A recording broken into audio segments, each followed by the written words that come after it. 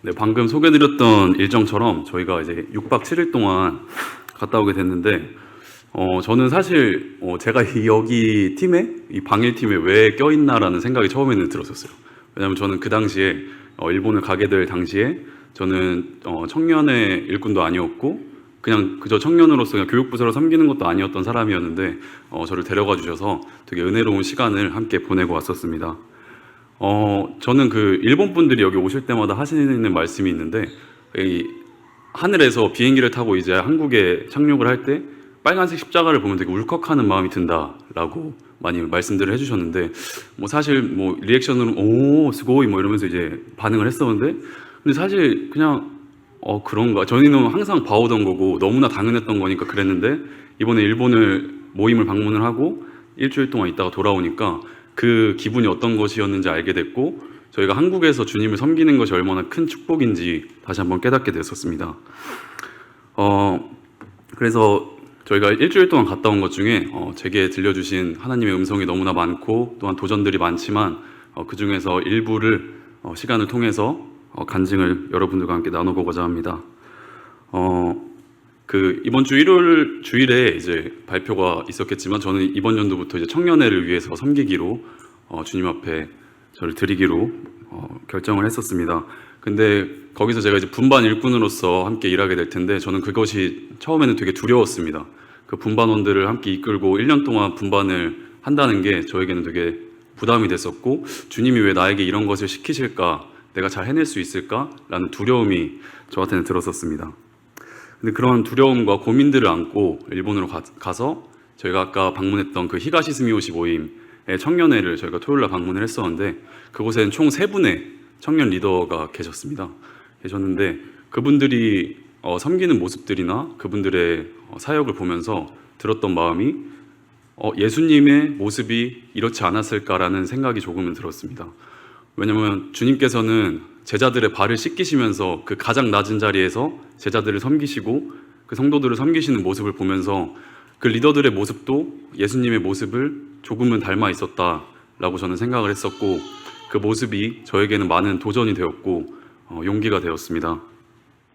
그리고 청년의 그 모임에는 좀 특이한, 약간 그리고 되게 제가 생각하기엔 되게 좋은 이제 모임이 있는데, 한 달에 한 번 이제 청년의 일꾼들이나 리더들끼리 모여서 그냥 말 그대로 회의가 아닌 교제만 하는 시간을 따로 가지고, 그리고 그 리더들을 위한, 그 일꾼들을 위한 자매들의 기도 모임이 또 따로 있더라고요. 그래서 이렇게 서로 기도해주고 서로 교제하는 모습이 참 옛날에 주님께서 있으셨을 때 떡을 떼며 기도하기를 힘쓰고 교제하는 거 즐거워했던 그때 모습이지 않았나라고 조금이나마 비춰볼 수 있었다라고 생각이 들었습니다. 그래서 너무나 배운 게 많고 들려주신 것들이 많아서 어떻게 나눠야 될지 모르겠지만,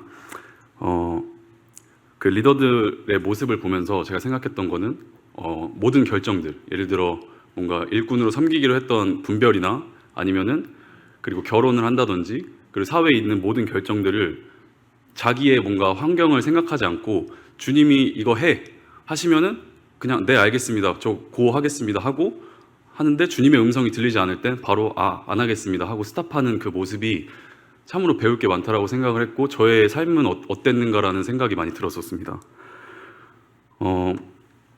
근데 또 생각이 들었던 거는 그 형제님들과 그 청년 리더분들과 간증을 나누면서 그분께서 모세에 대한 말씀을 해주셨습니다.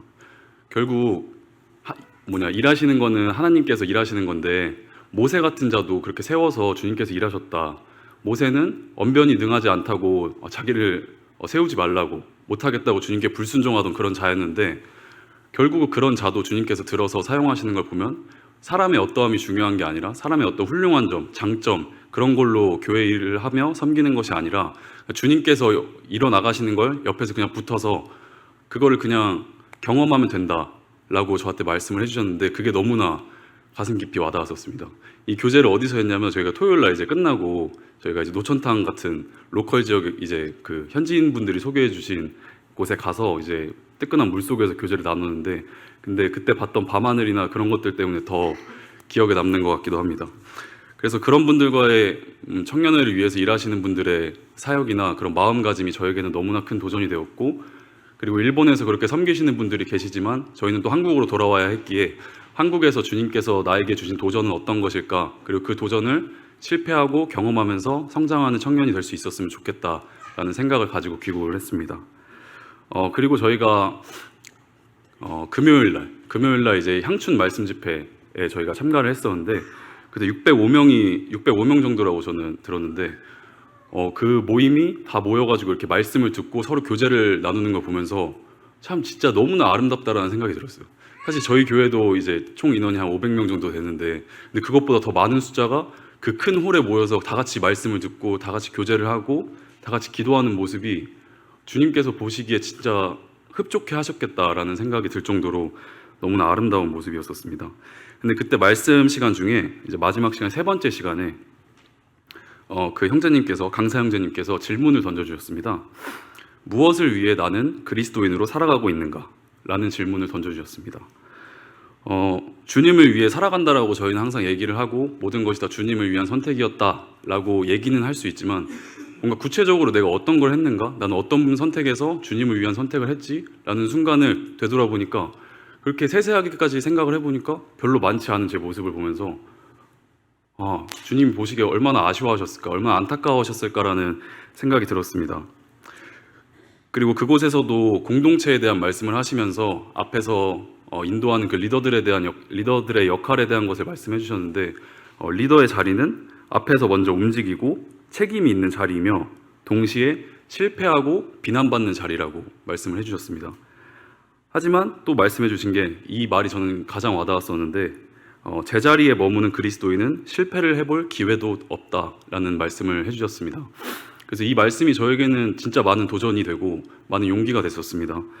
저는 그냥 이곳에 흘러가는 대로 그냥 주께서 맡기신 자그마한 일들 하면서 그거에 만족을 느끼고 주님을 기쁘게 해드렸지 이 정도면 됐어 라는 생각으로 저는 주님을 그렇게 섬겼던 것 같습니다. 그래서 제 자신에 대해서 많은 반성을 하게 되는 시간이었던 것 같고 그래서 저는 되게 도전해보고 싶은 것들이 모임 안에서 굉장히 많이 생겼어요. 예를 들어 성경 공부라든지 아니면 교제의 방향성이나 이런 것들을 평일에도 형제들끼리 모여서 하면 좋겠다라는 생각을 들어가지고 그래서 청년 여러분들이 또 도움을 주시고 힘써 주시면 또 감사하겠다라는 말씀을 살짝 전해보고자 합니다. 그리고 제가 느꼈던 건 그 말씀 한 구절 읽어드리도록 하겠습니다. 시편 23편 6절인데 읽어드리겠습니다. 나의 평생의 선하심과 인자하심이 정녕 나를 따르리니 내가 여호와의 집에 영원히 거하리로다.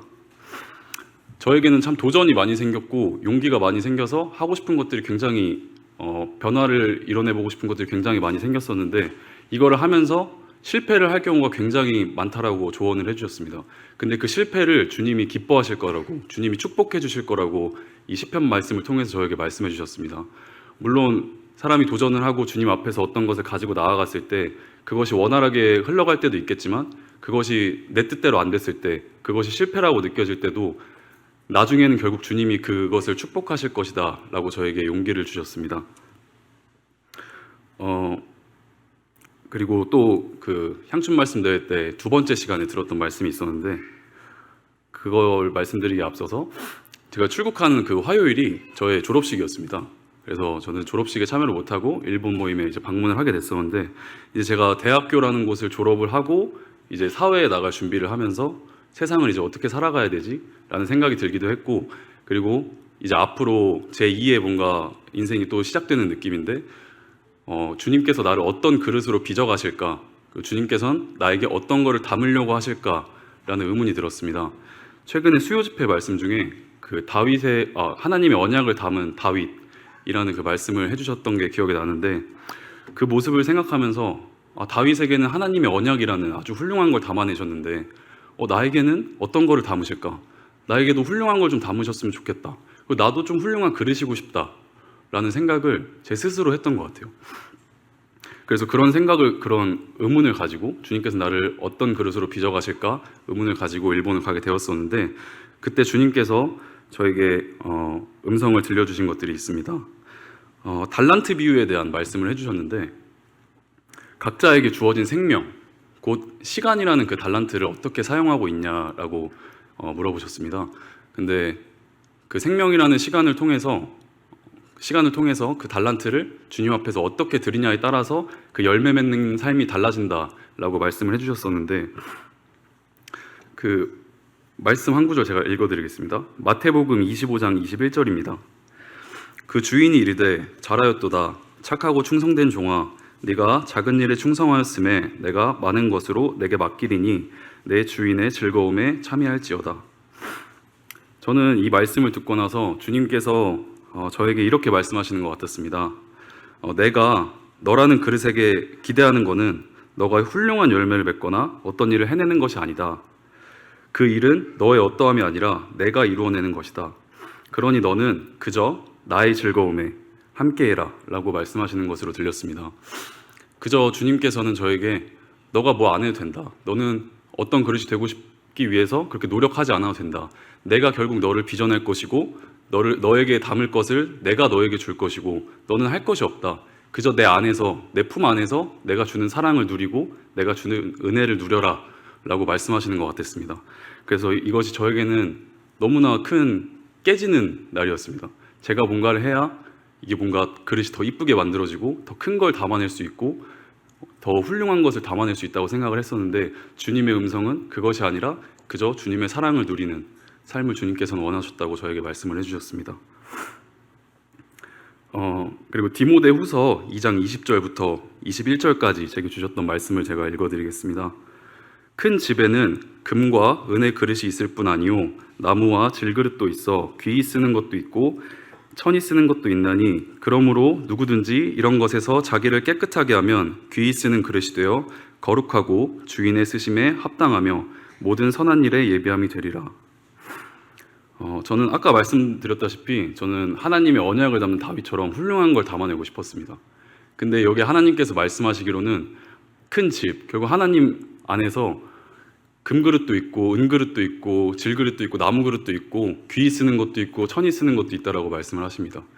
근데 결국 그것들의 공통점은 다 전부 다 주님께서 사용하시는, 주님께서 어떤 거를 다 담아내는 역할을 할 수 있는 거였더라고요. 그래서 제가 느꼈던 거는 참 주님께서는 그 맹인마저도 하나님의 영광을 위해서 예비를 해두셨는데, 나 같은 사람도 주님의 어떠한 일을 할 수 있는 사람이 될 수 있겠다.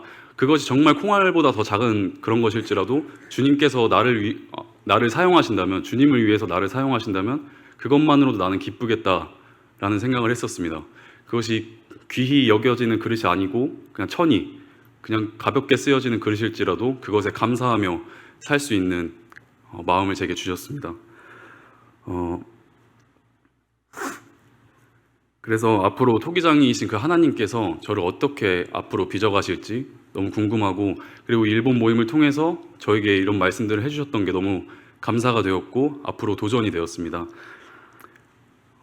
주님께서 빚어가시면서 그때 수요 집회 말씀 때도 말씀해 주셨던 게 적절한 압력으로 빚어질 때 가장 아름다운 토기가 완성이 된다고 하셨는데, 주님이 저를 빚어가실 때 그 앞에 있는 길이 이스라엘 백성들을 주님께서 인도해내셨을 때 그 앞길은 행복했던 길, 바로 가나안이 아니라 광야였던 것처럼, 만약 저를 빚어내실 때 주님께서 그렇게 힘든 길로, 광야의 길로 인도하시더라도 주님한테 감사하며 살아야겠다. 그 길마저도, 왜냐하면 주님께서는 나에게 가장 좋은 것을 허락하실 분이시기에 그 믿음을 가지고 이 앞으로 사회를 살아가야겠다라는 생각을 했었습니다. 저는 이렇게 일본 모임 방문을 통해서 주님이 저에게 참 많은 것을 보여주시고 배우게 하시고 들려주셨는데, 갔던 이제 저희 형제들끼리 이제 모여가지고 교제를 했었을 때 어떤 한 형제님께서 이것을 본다, 듣는다라고 해서 다 본인의 것이 되는 것이 아니다라고 말씀을 해주셨습니다. 그런 삶은, 그런 훌륭한 누군가 성도의 삶은 흉내낼 수 있는 게 아니라 하나님을 힘입었을 때 가능한 것이다 라고 말씀을 해주셨는데, 그 말이 저에게는 참 아직도 가슴 깊이 박혀있는 말입니다. 그래서 저는 저를 뭐 금그릇이든 은그릇이든 질그릇이든 나무그릇이든 주님께서 저를 어떻게 사용하시든 그것이 천이 쓰는 그릇일지라도 주님 앞에서 저를 거룩한 산 제물로 드릴 수 있는 그런 삶을 살고 싶다라는 다짐을 했었습니다.